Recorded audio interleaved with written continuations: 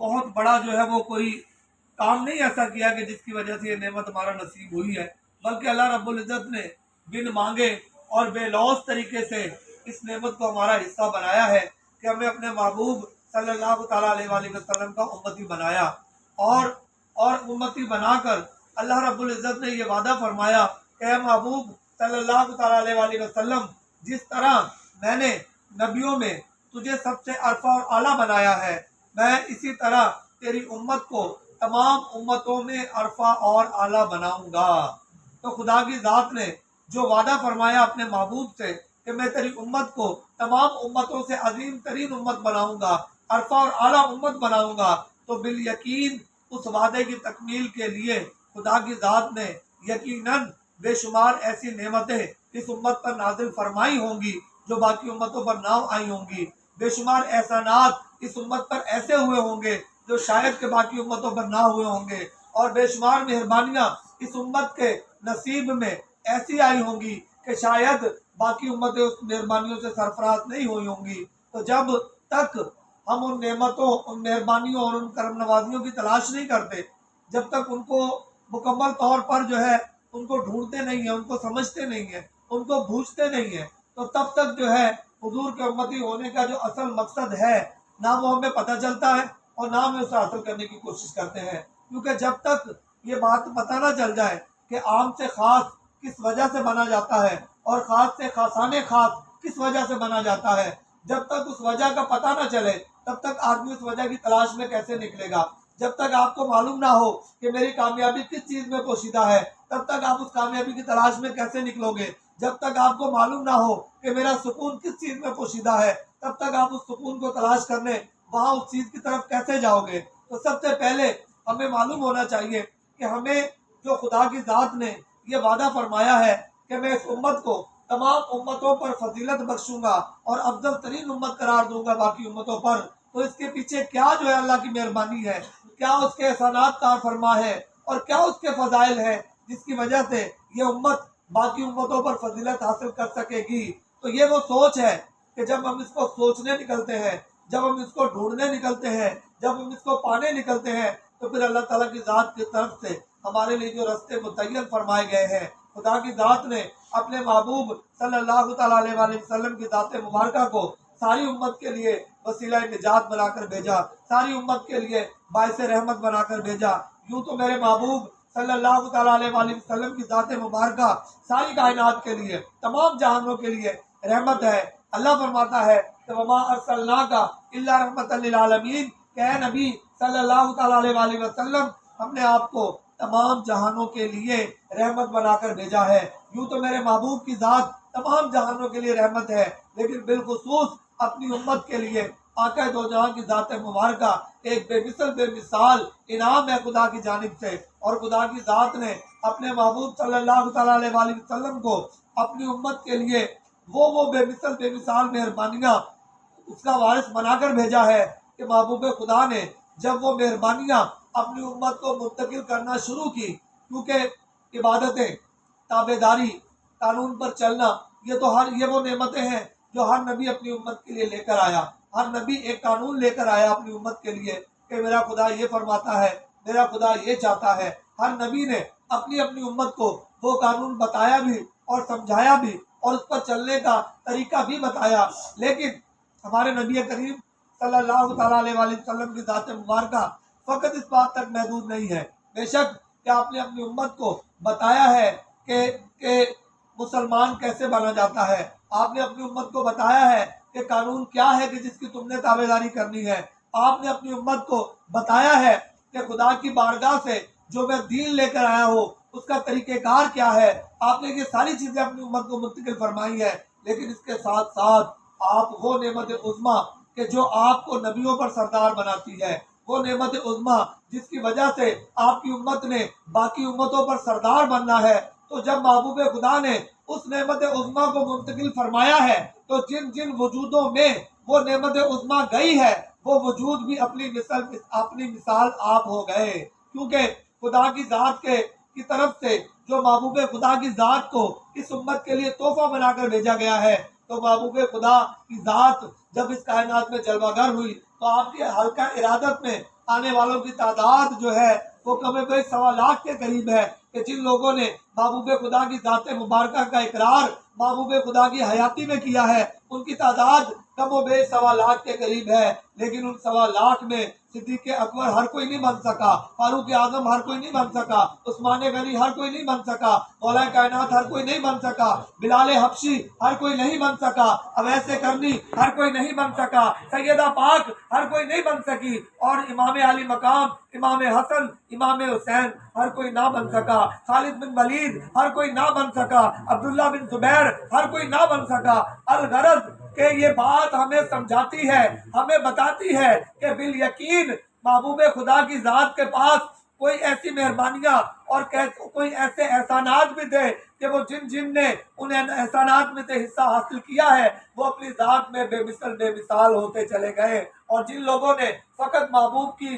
اقتدا کی ہے اور محبوب سے محبت کی ہے اور محبوب کا دین اختیار کیا ہے تو وہ ایک اچھے مسلمان کہلائے، ان کو اچھے مسلمان ہونے کے نام سے یاد کیا جاتا ہے۔ اور جن کو محبوب نے اپنا وہ علم کا حصہ اور وہ حقیقت عطا فرمائی جو آپ کو نبیوں پر سردار بناتی ہے، تو وہ جس کو وہ حقیقت آپ نے منتقل فرمائی تو وہ خود بھی اپنی ذات میں بے مثال ہوتا چلا گیا۔ حضور نبی کریم صلی اللہ تعالیٰ علیہ وآلہ وسلم اپنے جید صحابہ کو اپنے ساتھ لے جاتے ہیں، اور ایک سنسان مقام پر لے جا کر آپ ان صحابہ کے ساتھ گفتگو فرماتے ہیں اور مہربانی فرماتے ہیں کہ آج میں تمہیں علم کا وہ حصہ منتقل کرنے جا رہا ہوں، آج میں تمہیں علم کا وہ حصہ منتقل کرنے جا رہا ہوں جو مجھ سے پہلے جو ہے کسی نبی نے اپنی امت کو منتقل نہیں کیا، میں وہ حصہ تمہیں منتقل کرنے جا رہا ہوں، اور اس کو منتقل کرنے کے لیے میں نے اپنے ماننے والوں میں سے ان وجودوں کو چن لیا ہے جن کو میں اپنے ساتھ لایا ہوں۔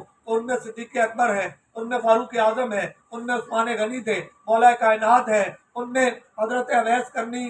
کی ذات مبارکہ باطنی فیض سے سرفراز ہے، اس میں حضرت عزیز مکی ہے۔ یعنی کہ آپ اپنے جید صحابہ کو ساتھ لے کر جاتے ہیں اور ان کو جدا جدا انداز میں صاحب خلافت فرما کر آپ اس علم کا حصہ ان کو منتقل فرماتے ہیں، اور جب وہ علم کا حصہ منتقل ہوتا ہے تو حضرت سیدنا صدیق اکبر اور سیدنا فاروق اعظم رضی اللہ تعالیٰ عنہ نبی پاک کی بارگاہ میں یہ سوال کرتے ہیں کہ اے خدا کے محبوب صلی اللہ تعالیٰ علیہ وآلہ وسلم، جو علم کا حصہ آج آپ نے ہمیں منتقل فرمایا ہے اور منتقل فرما کر آپ نے یہ حکم جاری کر دیا کہ اس علم کے حصے کو نہ تو کتابوں میں تحریر کرنا اور نہ عام آدمی کے سامنے اس کا تذکرہ کرنا، تو اے خدا کے محبوب اگر یہ علم عام آدمی کے سامنے تذکرہ بھی نہ ہو سکا اور اس کو کتابوں میں بھی تحریر نہ کیا جا سکا تو اے خدا کے محبوب نبوت تو ختم ہو گئی، نبی تو اب کوئی نہیں آئے گا، پھر یہ علم لوگوں تک کیسے پہنچے گا، کس طرح لوگ اس علم سے فیضیاب ہوں گے؟ تو خدا کے محبوب صلی اللہ تعالیٰ علیہ وآلہ وسلم نے فرمایا کہ اے عمر ابن الخطاب رضی اللہ تعالیٰ عنہ، نام بدل جائے گا، کام جاری رہے گا۔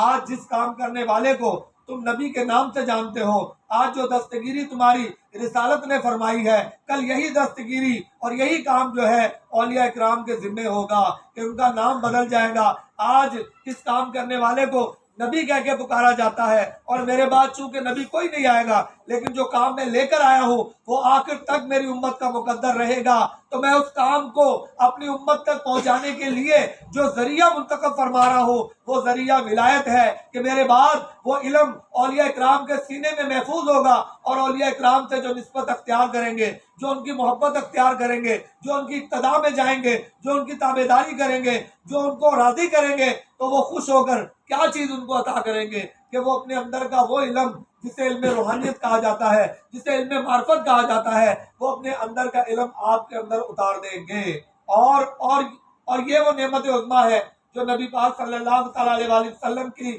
امت کے لیے خدا کی ذات نے خاصان خاص بن کر اتاری، اور حضور نے اپنی امت کو اس نعمت عظمیٰ تک جو ہے وہ رسائی حاصل کرنے کا جو ذریعہ مہربانی فرمایا وہ یہ ذریعہ ہے کہ آپ نے اپنے تمام صحابہ میں سے چند صحابہ کو منتخب فرمایا اس کام کے لیے، اور یہ نعمت ان کے اندر اتار دی، اور ان کو اتار کر پابند کر دیا کہ اس کو کتابوں میں مت لکھنا، عام آدمی کے سامنے اس کا تذکرہ بھی مت کرنا۔ جس طرح میں نے اپنے ماننے والوں میں سے تمہیں خاص سمجھا اور میں نے یہ نعمت تمہارے اندر اتار دی، اسی طرح تم اپنے ماننے والوں میں جسے خاص سمجھو تم یہ نعمت ان کے اندر اتار دینا، وہ جنہیں خاص سمجھیں گے وہ اس کے اندر اتار دیں گے، اور اسی طرح یہ وہ نعمتیں ہیں جو عام سے خاص، خاص سے خاصانے خاص بناتی ہیں، وہ اس طرح سینہ بہ سینہ اہل اللہ کے اندر جو ہے وہ موجود رہیں گی، اور جو لوگ اہل اللہ کی صحبت اختیار کریں گے، نسبت اختیار کریں گے، تو یہ نعمتیں ان کا مقدر بنتی رہیں گی۔ تو ان نعمتوں کا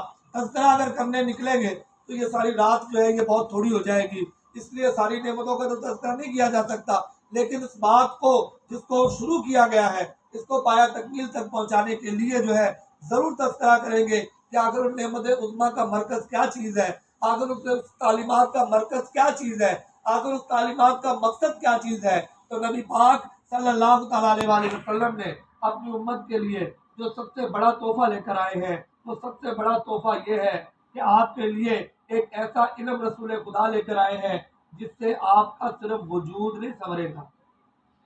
آپ کا صرف ظاہر نہیں سنورے گا، بلکہ آپ کا باطن بھی سنور جائے گا، آپ کی روح بھی سنور جائے گی، اس علم کی روح سے آپ کا قلب بھی سنور جائے گا، آپ کا قلب منور ہو جائے گا، آپ کی روح منور ہو جائے گی، اس علم کی روح سے آپ کی روح پاکیزہ ہو جائے گی، آپ کا قلب پاکیزہ ہو جائے گا، اور جس کی روح پاکیزہ ہو جائے گی، جس کا قلب پاکیزہ ہو جائے گا، تو پھر اس کے اندر نبی پاک صلی اللہ تعالیٰ علیہ وسلم فرماتے ہیں کہ اس کے اندر خدا کی ذات کا عرش الہی قائم ہو جائے گا،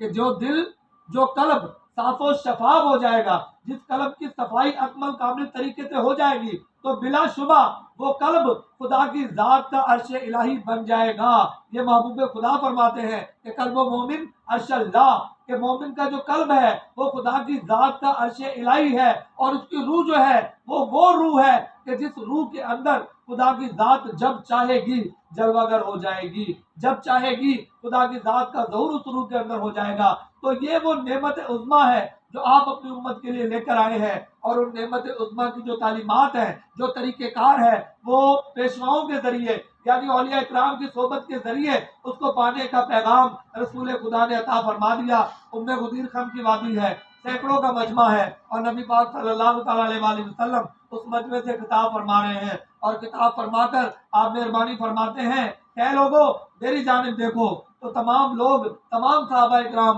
رسول اللہ کی طرف متوجہ ہوئے، تو جب متوجہ ہوئے تو محبوب خدا نے فرمایا کہ سنو کہ وہ بات جو خالصتاً خدا کی ذات سے منسوب ہے، جو بات اللہ فرماتا ہے کہ وَنَحْنُ أَقْرَبُ إِلَيْهِ مِنْ حَبْلِ الْوَرِيدِ، کہ میں تمہاری شہرک سے بھی زیادہ قریب ہوں۔ یہ کون فرماتا ہے؟ اللہ فرماتا ہے کہ وَنَحْنُ أَقْرَبُ إِلَيْهِ مِنْ حَبْلِ الْوَرِيدِ، کہ میں تمہاری شہرک سے بھی زیادہ قریب ہوں۔ یہ اللہ فرماتا ہے۔ آج رسول خدا اپنا مرتبہ بھی بتا رہے ہیں، اپنی حقیقت سے بھی پردہ اٹھا رہے ہیں، اور مخلوق خدا کو قیامت تک کے لیے پیغام دے رہے ہیں کہ یہ نعمت کیسے تمہارے مقدر میں آ سکتی ہے۔ آپ نے فرمایا کہ کیا میں تمہاری جانوں کے قریب تر نہیں ہوں؟ یاد رکھیے گا وَنَحْنُ أَقْرَبُ إِلَيْهِ مِنْ حَبْلِ الْوَرِيدِ، کہ میں تمہاری شہرک سے بھی زیادہ قریب ہوں۔ یہ اللہ فرماتا ہے۔ آج رسول خدا فرما رہے ہیں کہ کیا میں تمہاری جانوں کے قریب تر نہیں ہوں؟ یعنی آپ عیاں کر رہے اس بھید کو، عیاں کر رہے اس راز کو کہ جس ذات کو تم اپنی شہرک سے بھی قریب جانتے ہو، مانتے ہو، جس ذات کا تم اقرار کرتے ہو اپنی شہرک سے بھی زیادہ قریب، وہ ذات جو ہے اگر روپ اختیار کرتی ہے تو اس روپ کا نام محمد عربی صلی اللہ تعالیٰ علیہ وسلم ہے۔ یعنی خدا اگر باطن میں ہے تو اسے اللہ کہتے ہیں، اگر ظاہر میں ہو تو اسے رسول اللہ کہتے ہیں۔ آپ نے عیاں کر دی بات، اور عیاں کر کے فرمایا، جب آپ نے یہ بات فرمائی تو صحابہ کرام میں سے چند صحابہ نے ہاتھ اٹھائے، اور ان لوگوں نے ہاتھ اس لیے اٹھائے کہ انہوں نے یہ مرتبہ اور مقام رسول اللہ کا دیکھ لیا تھا، باقیوں نے عقیدت اور محبت سے ہاتھ اٹھائے اور کہا کہ بے شک حضور وہ آپ ہی ہیں جو ہماری جانوں کے قریب تر ہیں۔ تو آپ نے فرمایا تو پھر سن لو، من کنت مولا فہذا علی المولا، کہ جس کا میں مولا ہوں، جس کی دستگیری میری ذات سے ہوئی ہے، وہ سن لے کہ اب یہ دستگیری میں جس کو سونپ کر جا رہا ہوں، جسے میں اس وراثت کا وارث بنا کر جا رہا ہوں، اس کا نام مولا کائنات مولا علی کرم اللہ وجہ الکریم ہے۔ اور یہ وہ علم اب میں ولایت کو عطا کر کے جا رہا ہوں۔ اب قیامت تک ولایت اس علم کی وارث ہوگی، اور قیامت تک جو لوگ ولایت سے نسبت اختیار کریں گے، ولایت کی صحبت اختیار کریں گے، تو پھر یہ علم ان کے مقدر میں آئے گا۔ تو یہ محبوب خدا نے طریقہ کار رائج فرما کر قیامت تک کے لیے ہمارے لیے بندوبست فرما دیا کہ اگر تم بھی حضور کے امتی میں سے عام سے خاص بننا چاہو اور خاص سے خاصان خاص بننا چاہو تو میں محمد عربی صلی اللہ تعالیٰ علیہ وآلہ وسلم تمہیں راستہ بتا رہا ہوں کہ ولایت وہ راستہ ہے جو تمہیں عام سے خاص اور خاص سے خاصان خاص بنا سکتا ہے۔ آپ نے مہربانی فرمائی کہ سنو کیا نا مدینہ العلم کہ علم کا شہر میری ذات ہے، لیکن اس تک آنے کے لیے جو تمہیں دروازہ استعمال کرنا پڑے گا وہ علی بابوہا، علی اس کا دروازہ ہے، یعنی ولایت کے ذریعے رسالت تک پہنچ سکتے ہو اور رسالت کے ذریعے خدا کی ذات تک پہنچ سکتے ہو۔ یہ وہ فلسفہ ہے جو آپ نے اپنی امت کو بتا کر سمجھا کر بتا دیا کہ اگر تم وہ امتی بننا چاہتے ہو جو باقی امتوں پر فضیلت رکھتا ہے تو اس فلسفے کو سمجھو، اس فلسفے کو بوجھو، اس فلسفے کو جانو، اس کا شعور حاصل کرو، اس پر عمل کرو، اس کی تعلیمات کی طرف جاؤ، اس کے قانون کی طرف جاؤ، اس کے طریقہ کار کی طرف جاؤ، اور جہاں جہاں سے یہ فلسفہ تمہارا نصیب ہو سکتا ہے وہاں سے ان مقامات کی صحبت اختیار کرو، ان مقامات سے نسبت اختیار کرو، ان مقامات سے محبت اختیار کرو اور ان مقامات کی طرف خلوص اور محبت کے ساتھ جایا کرو۔ بلا شبہ وہی مقامات ہیں جو آپ کو اس نعمت عظمیٰ تک پہنچا سکتے ہیں جس کا وعدہ خدا کی ذات نے اپنے محبوب سے فرمایا ہے کہ اے محبوب، جس طرح میں نے تجھے نبیوں میں افضل اور اعلیٰ ترین بنایا ہے، اسی طرح میں تیری امت کو بھی ایسا فلسفہ عطا کروں گا کہ جس کی وجہ سے وہ باقی امتوں پر عرفہ اور اعلیٰ ہوگی۔ تو بالیقین یہ فلسفہ رسول خدا کی ذات لے کر آئی ہے، اور بالیقین یہ فلسفہ رسول خدا کی ذات نے منتقل فرمایا ہے، اور بلا شبہ بالیقین یہ فلسفہ کل بھی موجود تھا، آج بھی موجود ہے اور آئندہ بھی موجود رہے گا، کیونکہ 1400 سال پہلے جس نے اس فلسفے کو پایا وہ کوئی صدیق اکبر ہو گیا، کوئی فاروق اعظم ہو گیا، کوئی عثمان غنی ہو گیا، کوئی مولا کائنات ہو گیا، لیکن بات رکی نہیں۔ اس کے بعد بھی اس فلسفے کو جس نے پایا وہ کوئی شیخ بغداد ہو گیا، وہ کوئی معین الدین ہو گیا، وہ کوئی قطب الدین ہو گیا، کوئی فرید الدین ہو گیا، کوئی علاء الدین ہو گیا، کوئی نظام الدین ہو گیا۔ یعنی وہ فلسفہ جب جس دور میں جس کے بھی حصے میں آیا ہے وہ اپنی ذات میں بے مثل بے مثال ہو گیا، اور آج حضور کی امت میں وہ درخشاں ستاروں کی طرح چمک رہے ہیں۔ حضور کی امت میں آج کائنات میں ہی ان کا مرتبہ بے مثل بے مثال ہے، اور ابھی آگے جو ان کا مرتبہ اللہ کی ذات کی طرف سے جو طے ہو چکا ہے ابھی اس کا کسی کو ادراک نہیں ہے۔ لیکن دنیا میں ہی آپ دیکھ لیں کہ کیا شان ہے دنیا میں ہی صدیق اکبر کی، کیا شان ہے دنیا میں فاروق اعظم کی، کیا شان ہے دنیا ہی میں جو ہے عثمان غنی کی، مولا کائنات کی، کیا شان ہے دنیا ہی میں شیخ بغداد کی، کیا شان ہے دنیا ہی میں خواجہ خواجگان کی، کیا شان ہے دنیا میں قطب الدین کی، کیا شان ہے دنیا میں فرید الدین کی۔ آج کروڑوں زبانوں پر کس طرح دیوانہ وار ان کا نام لیا جاتا ہے، ان سے محبت کا اظہار کیا جاتا ہے، ان سے عشق کیا جاتا ہے، ان پر قربان ہوا جاتا ہے۔ اس کی وجہ کیا ہے؟ اس لیے کہ وہ محبوب کے اس فلسفے پر قربان ہو گئے، وہ محبوب کے فلسفے پر قربان ہو گئے۔ خدا کی ذات نے انہیں یہ انعام دیا کہ انہیں دنیا میں عرفہ اور اعلیٰ کر دیا اور دنیا سے انہیں جدا کر دیا، نرالا کر دیا۔ تو یہ فلسفہ فقط 1 2 3 4 10 20 لوگوں کا نصیب نہیں ہے، بلکہ رسول خدا کی ذات مبارکہ سے لے کر امام محمد مہدی علیہ السلام تک جتنی بھی حضور کی امت ہے یہ ساری امت کا نصیب ہے۔ لیکن جب تک حضور کی امت اس راستے کو اختیار نہیں کرے گی، جب تک حضور کی امت ان تعلیمات کو حاصل کرنے کے لیے جو اللہ کی طرف سے راستے بنائے گئے ہیں، جب تک ان رستوں پر حضور کی امت اپنے آپ کو نہیں چلائے گی، جب تک اس کا اقرار نہیں کرے گی، جب تک ان رستوں سے محبت نہیں کرے گی، جب تک ان کی اقتداء میں نہیں جائے گی، جب تک ان کی نسبت اختیار نہیں کرے گی، جب تک حضور کی امت ان سے محبت نہیں کرے گی، ان کی تابعداری نہیں کرے گی، ان سے تعلیمات حاصل نہیں کرے گی، ان کے طریقہ کار پر نہیں چلے گی، تب تک وہ بننا بہت مشکل ہے جس کا وعدہ اللہ رب العزت نے فرمایا ہے۔ تو اس بات کو کہ اللہ کی بارگاہ سے دعا کرتے ہیں کہ زندگیوں کا کوئی بھروسہ نہیں ہے، لیکن اگر ہم یہ سمجھتے ہیں کہ خدا کی ذات نے ہمیں حضور کو امتی بنا کر بے مثل بے مثال احسان ہم پر کیا ہے، تو اس احسان کو اس وقت تک ہم اکمل کامل طریقے سے پا نہیں سکتے جب تک ہم اپنے آپ کو اس راہ سے نہیں گزاریں گے جو راہ رسول خدا نے ہمارے لیے متعین فرمائی ہے۔ جب تک اس راہ سے نہیں گزاریں گے تب تک عام سے خاص نہیں بن سکتے اور خاص سے خاص نہیں بن سکتے۔ اللہ تعالیٰ ہمیں آپ کو سب کو توفیق عطا فرمائے۔ پھر اس کے بعد موجودہ دور میں آج آپ چاروں طرف نظر دوڑا کر دیکھ لیں کہ بے سکونی، ٹینشن اتنی زیادہ طبیعتوں میں سرایت کر چکی ہے کہ کسی بچے کو دیکھ لو تو وہ بھی بے سکون ہے کسی نہ کسی وجہ سے، کسی بڑے کو دیکھ لو تو وہ بھی اپنی بے سکونی کا شکوہ کرتا نظر آئے گا، کسی عورت کو دیکھ لو تو وہ بھی اپنی بے سکونی کا شکوہ کرتی نظر آئے گی، کسی نوجوان کو دیکھ لو تو وہ بھی بے سکونی کا شکوہ کرتا نظر آئے گا، کسی عبادت کرنے والوں کو دیکھ لو اس کی طبیعتوں میں بھی قرار اور سکون نہیں ہوگا۔ تو کیا وجہ ہے، کیوں ایسا ہے کہ ہم تو حضور کے امتی ہیں، ہماری طبیعتوں میں تو سکون ہونا چاہیے، قرار ہونا چاہیے، ایک تسکین ہمارے اندر ہونی چاہیے حضور کا امتی ہونے کے ناطے، لیکن کیا بات ہے حضور کا امتی ہونے کے باوجود ہماری طبیعتوں میں بے چینی کیسی ہے، حضور کا امتی ہونے کے باوجود ہماری طبیعتوں میں یہ بے قراری کیسی ہے، حضور کا امتی ہونے کے باوجود، حضور کی عبادتیں کرنے کے باوجود، حضور کے قانون کا اقرار کرنے کے باوجود بھی ہماری طبیعتوں میں بے قراری اور بے سکونی کیوں ہے؟ اس لیے کہ جو نسخہ ہمارے لیے محبوب خدا تسکین کا لے کر آئے ہیں اس نسخے کا نام روحانیت ہے۔ جب تک ہم اپنے آپ کو روحانیت کی سیڑھی پر نہیں چڑھائیں گے، جب تک ہم اپنے آپ کو ان تعلیمات سے روشناس نہیں کرائیں گے جن کا نام روحانیت ہے، جب تک ہم اپنے آپ کو اس راہ سے وابستہ نہیں کریں گے جو آپ کو روحانیت کی طرف لے کر جاتی ہے، وہ تعلیمات جو آپ کی روح کو تسکین پہنچاتی ہے، وہ طریقہ کار جو آپ کی روح کو تسکین پہنچاتا ہے، وہ طریقہ کار کہ جس کی روح سے آپ کی روح جو ہے منور ہوتی ہے، جب تک وہ تعلیمات، جب تک وہ طریقہ کار آپ کے نصیب میں نہیں آئے گا اور آپ اس کے مکمل طور پر جو ہے اس طریقہ کار کے مطابق اپنی زندگی نہیں گزارو گے تو بالیقین ہماری طبیعتوں میں تسکین آ نہیں سکتی، ہماری طبیعتوں میں قرار آ نہیں سکتا۔ کیا وجہ ہے کہ ہمارے شہنشاہوں نے جن کے ہم نام لیوا ہیں، جن کے ہم پیروکار ہیں، کہ سارا کنبہ میدان کربلا میں لٹا کر پھر بھی حسین علیہ السلام کی زبان پر کیا الفاظ ہے کہ رضیت ربی بقضائے کا، مولا میں تیری رضا پر راضی ہوں۔ یہ کیسا فلسفہ ہے، یہ کیسا یہ دین ہے، یہ کون سا انعام ہے کہ سارا کچھ قربان کرنے کے باوجود بھی کوئی بین نہیں ڈال رہے آپ، سارا کچھ قربان کر کے رونا دھونا نہیں ہے، سارا کچھ قربان کر کے جو ہے وہ جو ہائے توبہ ہم لوگ کرتے ہیں وہ نہیں ہے، سارا کچھ قربان کر کے بھی جن کے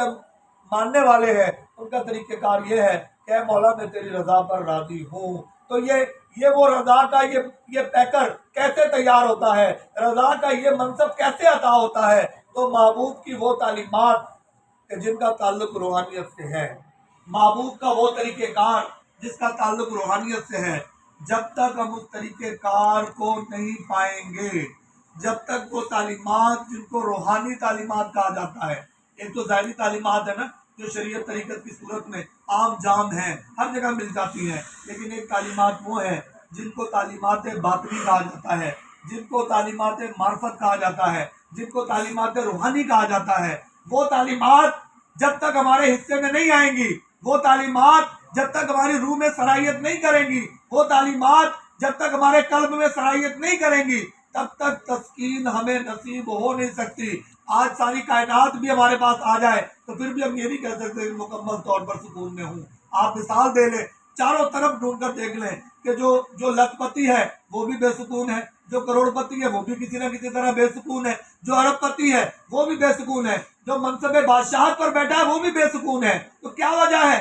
ساری دنیا تمہارے پاس ہے پھر بھی تم بے سکون کیوں ہو؟ اس لیے کہ جو چیز سکون مہیا کرتی ہے، جس چیز کی وجہ سے سکون تسکین آپ کے اندر اترتی ہے، آپ کے پاس وہ دولت موجود نہیں ہے۔ دنیا کا مال بے حساب ہے، دنیا کی نعمتیں بے حساب ہے، دنیا کے منصب بے حساب ہے، لیکن یہ وہ چیزیں آپ کی روح کو تسکین پہنچا نہیں سکتی، کیونکہ روح کو تسکین ان چیزوں سے پہنچتی ہے جنہوں نے باقی رہنا ہے، جن چیزوں نے فنا ہو جانا ہے ان سے کبھی بھی روح کو تسکین نہیں پہنچتی، اور جو فنا ہونے والی چیزیں ہیں ان سے کبھی بھی اتنا لگاؤ نہیں ہوتا ان لوگوں کو جن کو ان چیزوں کی تمنا ہوتی ہے جن چیزوں نے باقی رہنا ہے۔ ایک شاعر نے بڑا خوبصورت شعر مہربانی فرمایا ہے، وہ کہتے ہیں کہ مجھ کو تو اختلاف ہے لوگوں کی بات سے، مجھ کو تو اختلاف ہے لوگوں کی بات سے، مانگا تھا کب حسین نے پانی فرات سے۔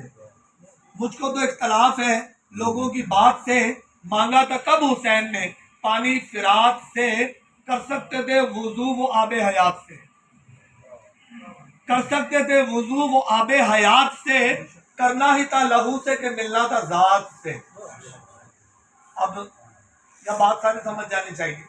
कि करबला की जो मेन कुर्बानी है उसका हासिल क्या है, जो करबला की जितनी भी कुर्बानी है उसका हासिल क्या है, कि कर सकते थे वुजू वो आबे हयात से, करना ही था लहू से कि मिलना था जात से, और राह बका को आलम फानी से क्या गरज। जिनकी मंजिल बका है, जो उन नेमतों के तालिब है जिन नेमतों ने हमेशा बाकी रहना है, इस जहान में भी बाकी रहना है, उस जहान में भी बाकी रहना है, जिनकी तलब वो नेमतें हैं, वो फना होने वाली नेमतों को अपने लिए इतना बड़ा इनाम नहीं समझते। वो हो उनके पास तो भी खैर है, ना हो तो भी खैर है। वो हो तो अमीर नहीं समझते अपने आप को, ना हो तो गरीब नहीं समझते, क्योंकि उन्हें पता होता है कि नेमतें आर्जी हैं, आज है कल नहीं है, आज मेरे पास है कल किसी और के पास होंगी। उनको पता है कि असल नेमतें वो हैं जिन नेमतों ने बाकी रहना है। तो राह बका को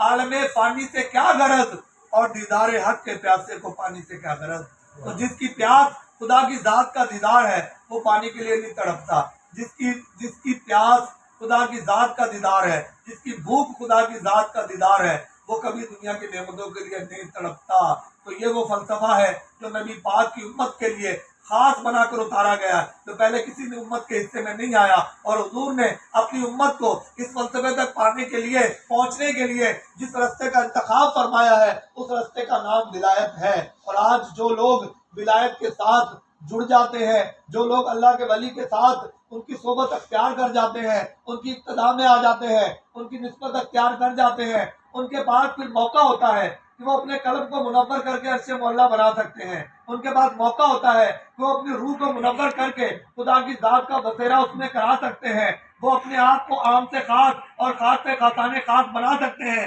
वो अपने आप को मुसलमान से मोमिन बना सकते हैं। लेकिन कब? जब अपने शेख की ताबेदारी सच्चे दिल से करेंगे, जब अपने पेशवा की तालीमात पर सच्चे दिल से अमल करेंगे, जब अपने पेशवा के बताए हुए तरीकेकार पर, मुर्शिदों के बताए हुए तरीकेकार पर, उनकी दी हुई रूहानी तालीमात पर जानो दिल के साथ अमल करेंगे, तो फिर वो उन नेमतों के हकदार जो है वो बन सकेंगे। क्योंकि बच्चा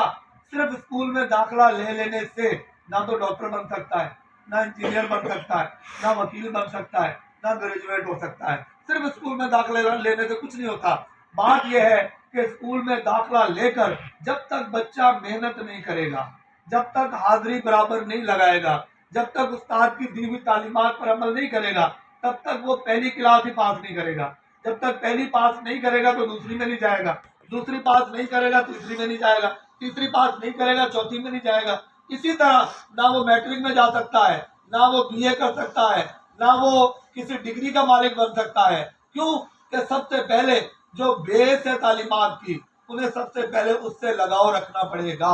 और वो तालीमात जो पहली क्लास की तालीमात है, जब तक उसको पूरे तरीके से अपने अंदर नहीं उतारोगे तब तक दूसरी क्लास में पहुंच नहीं सकते। जब तक दूसरी में नहीं पहुंच सकते तो फिर आगे जाना तो बहुत मुश्किल से मुश्किल तरीन है। इसी तरह निस्बत अख्तियार करने वाले बेशक अल्लाह की तरफ से इनाम याफ्ता है कि जिनको किसी दरवेश की निस्बत नसीब हो जाती है, बेशक वो इनाम याफ्ता है। लेकिन ये बात हरफ आखिर नहीं है। दरवेश की निस्बत आपके लिए बख्शिश का सामान हो सकती है, लेकिन दरवेश की निस्बत आपको आम से खास और खास से खाताने खास उसी वक्त बना सकती है जब आप उसकी दी हुई तालीमात पर और उसके दिए हुए तरीकेकार पर अपने आप को चलाओगे, उससे रूहानी तालीमात हासिल करोगे, उसकी दी हुई रूहानी तालीमात पर अमल करोगे, उसके दिए हुए रूहानी तरीकेकार पर अपने आप को चलाओगे, तो फिर आपकी रूह आहिस्ता आहिस्ता शफाफ होना शुरू होगी, फिर आपका कल्ब आहिस्ता आहिस्ता मुनव्वर होना शुरू होगा। और जैसे जैसे आपकी तलब, आपकी हुब, आपकी तड़प बढ़ती जाएगी, ऐसे ऐसे आपका अंदर जो है शफाफ होता चला जाएगा। और जैसे जैसे आपका अंदर शफाफ होता चला जाएगा, ऐसे ऐसे उस जात की मेहरबानियां आपके अंदर उतरती चली जाएगी। और जिसके अंदर रूहानियत उतर जाती है उसका पूरा वजूद बायसे तस्कीर हो जाता है। फिर बड़ी से बड़ी मुसीबत भी उसे बेसुकून नहीं करती, बड़े से बड़ी बीमारी भी उसे बेसुकून नहीं करती, बड़े से बड़े मसाइल भी उसकी तबीयत में बेकरारी पैदा नहीं करते। और उसे ऐसा तस्कीन उसके अंदर उतार दिया जाता है कि उस तस्कीन की वजह से बड़े मसाइल में भी उसकी तबीयत जो है वो पुरसुकून रहती है, सब्र पर कायम और दायम रहती है उसकी तबीयत। तो ये वो फलसफा है कि जिसको नबी पाक सल्लल्लाहु अलैहि वसल्लम अपनी उम्मत के लिए खासम खास इनाम बनाकर लाए हैं। اس फलसफे की तशरीह तो बहुत बड़ी है, सारी रात भी करते रहे तो नहीं खत्म हो सकती, लेकिन जिन दो बातों पर हमने आज गुफ्तगू को आगाज किया उसी पर इख्तिताम करते हैं, इस बात के साथ कि हमारे शहंशाहों ने हमें बाकायदा बताया है कि बात क्या है। हज़रत शेख सुल्तान बाहू रहमतुल्लाह तआला अलैह जो सुल्तानुल आरफीन है, आप फरमाते हैं कि अल्फ अल्लाह चंबे दी बूटी मेरे मन विच मुर्शद लाई हुई, कि खुदा की जात एक जिस तरह फूलों में पौधों में चंबेली को एक इनफरादी हैसियत हासिल है, तो उसकी खुशबू जो है माहौल को महका देती है, तो उसको बतौर मिसाल आपने मेहरबानी फरमाया कि खुदा की जात का पौधा, बात का नहीं जात का, खुदा की जात का पौधा मेरे अंदर किसने लगाया है? मेरे मुर्शद करीम ने। अल्फ अल्लाह चंबे दी बूटी मेरे मन विच मुर्शद लाई हूँ, नफी असबात दा पानी मिले। ये वो तालीम है जिसे इल्म रूहानियत कहा जाता है, तालीम रूहानी कहा जाता है, जिसकी हकीकत नफी असबात है कि ये पेशवा की निस्बत अख्तियार करने के बाद ये नेमत आपका नसीब है, लेकिन उनका जो हासिल करने की कोशिश करेंगे। तो नफी असबात दा पानी मिलिया हर रगे हर जाई हो, यानी जिस तरह पौधे की परवरिश होती है और उसे बाकायदा पानी दिया जाता है, हर चीज उसका ख्याल रखा जाता है, तो आप फरमाते हैं कि जो पौधा मेरे अंदर मेरे शेख ने लगाया है उसकी परवरिश जो है नफी असबात की तालीम से होती है, उसकी परवरिश उस पौधे की नफी असबात की तालीम से होती है, और उसने वो तालीम मेरे अंदर ऐसी सराहियत कर दी है, उस पौधे की जड़ों में उस पानी को ऐसा पहुंचा दिया है कि अब ये हालत हो गई है। क्या फरमाते हैं कि बूटी अंदर मुश्क मचाया अत जान फुलनते आई हूँ, कि उस पौधा तैयार होकर जो है वो इतना पावरफुल हो गया है, उसकी खुशबू से पूरा मेरा अंदर जो है मसहूर कुन जो है वो हो गया है। आप फरमाते हैं कि मेरी हालत जो है एक फूल की मानद हो चुकी है कि उसने ऐसा अंदर मेरे सराहियत किया उस पौधे की खुशबू ने, और ये सारी मेहरबानी कैसे मेरे नसीब में आई है। क्या फरमाते हैं कि जीवे मुर्शद कामिल बाहू जय बूटी लाई हूँ, कि मेरा मुर्शद कामिल जो है वो जीता रहे जागता रहे कि जितने ये पौधा मेरे अंदर जो है वो लगाया है। फिर आप फरमाते हैं मेहरबानी के सह रोजे सह नफल नमाजा सह सजदे कर कर थके हूँ, कि सैकड़ों नमाजें सैकड़ों सजदे सैकड़ों रोजे रखे हैं, लेकिन ये नेमत नसीब नहीं हुई जिसकी बात हो रही है। फिर आप फरमाते हैं कि सहवारी हज मक्के का कीता पर दिल दी दौड़ना मुक्के हूँ, सैकड़ों दफा मक्के का हज किया है मगर ये नेमत फिर भी हासिल ना हो सकी। चिले चलुए विरद वजीफे इस गलती ना ही पक्के हो, चिल्ले विरद वजाइफ भी करके देख लिए फिर भी मेरा काम जो है ना बन सका। अगर मेरा काम बना तो कैसे बना? सुल्तानुल आरफीन फरमाते हैं, आप फरमाते हैं कि सब मतलब पूरे हुंदे मियाँ बाहू जदों पीर नजर तके हुआ, कि जब मेरे मुर्शिद ने राजी होकर खुश होकर मुझ पर अपनी निगाहें नाज डाली तो उसका तसर्रुफ ये था कि मेरा अंदर संवर गया सारा, मेरी रूह संवर गई सारी, मेरा कल्ब संवर गया सारा, और उसकी निगाह की तसर्रुफ से मेरा जाहिर व बातिन पाकीज़ा हो गया। और जब जाहिर व बातिन पाकीज़ा हो गया तो फिर वो ज़ात जो महबूब खुदा की सूरत में इस कायनात में जलवागर है, उस ज़ात से राब्ता और उस ज़ात से वास्ता मेरा नसीब हो गया। अल्लाह की बारगाह से दुआ करते हैं कि जिन लोगों को अल्लाह की ज़ात ने साहिब निस्बत किया है, खुदारा वो अपने मुर्शिदों के साथ सच्चे दिल से मोहब्बत किया करें, अपने मुर्शिदों की हुब जो है सारी कायनात की मोहब्बतों पर हावी करके सबसे ज़्यादा मोहब्बत कलब में उसकी पैदा करे, सबसे ज़्यादा शौक उसका पैदा करे, सबसे ज़्यादा लगन उसकी पैदा करे, सबसे ज़्यादा ड्यूटी उसकी दे, सबसे ज़्यादा उसकी तालीमात का ख्याल करें, उसके तरीक़ेकार का ख्याल करें, तो बिल यकीन फिर हम भी इस नेमत उस्मा के हकदार बन सकते हैं। लेकिन अगर हमने वाबस्ता होकर भी ख्याल ना किया, अगर हमने निस्बत अख्तियार करके भी हमारे अंदर ये हुब और शौक ना जा सकी, तो फिर जो है बहुत बड़ी तकलीफ का बायस है ये बात कि फिर नबी पाक सल्लल्लाहु अलैहि वसल्लम ने नबी पाक से किसी साहबी रसूल ने ये सवाल किया कि खुदा के महबूब सल्लल्लाहु अलैहि वसल्लम ये मेहरबानी फरमा दें कि दुनिया का पाकीज़ा तरीन शख्स कौन है? महबूब खुदा ने मेहरबानी फरमाई कि वो वजूद जिसके अंदर खुदा की ज़ात का बसेरा है। हुजूर दुनिया का महरूम तरीन शख्स कौन है? आपने फरमाया वो जो समंदर में रहकर भी प्यासा, वो जो समंदर में रहकर भी प्यासा है, जिसको कामिल सिलसिला नसीब हो गया, जिसको सोबत शेख नसीब है, जिसको तालीमात शेख नसीब हैं, और फिर वो उस मंजिल पर अपने आप को ना ले जा सके, तो फिर उसकी मिसाल यही होगी कि जिस तरह एक समंदर में रहकर बंदा ही कहे कि मैं प्यासा ही लौट आया, मेरी प्यास ना बुझ सकी। तो खुदारा जिन लोगों को भी अल्लाह की ज़ात ने निस्बत से वाबस्ता किया है वो अपनी निस्बत से मोहब्बत करें, निस्बत से प्यार करें, निस्बत का इकरार करें, निस्बत पर कुर्बान हो और अपने मुर्शिद की दी हुई तालीमात को सच्चे दिल के साथ अपना मकसद हयात जानते हुए उसको सच्चे दिल के साथ अपनाएं। उन तालीमात का अपने आप को मुकम्मल तौर पर कारी बनाएं उन तालीमात का, ताकि हमारी रूह भी मुनव्वर होकर दुनिया से जाए, हमारा कल्ब भी मुनव्वर होकर दुनिया से जाए। क्योंकि जो रूह मुनव्वर होकर दुनिया से जाएगी वही जो है वहाँ जाकर मुनव्वर होगी, और वही रूह जो है बाकी उम्मतों पर फजीलत हासिल करेगी, क्योंकि वो रूह सबसे जुदा और अलग तरीके से चमक रही होगी। इस वजह से देख कर ही पता चल जाएगा ये बाकी उम्मतों पर फजीलत रखती है। लेकिन ऐसा मुमकिन उसी वक्त होगा जब हम अपने आप को इस राह पर सच्चे दिल के साथ चलाएंगे। अल्लाह की बारगाह से दुआ है कि अल्लाह ताला हमारी आपकी सबकी गलतियां कोताहियां माफ़ फरमाए, और जो लोग साहिब निस्बत है उन्हें निस्बत का शऊर अल्लाह दे, और जो साहिब निस्बत नहीं है अल्लाह उन्हें निस्बत अख्तियार करने की तौफीक अता फरमाए। वमा अलैना इल्लल बलाग।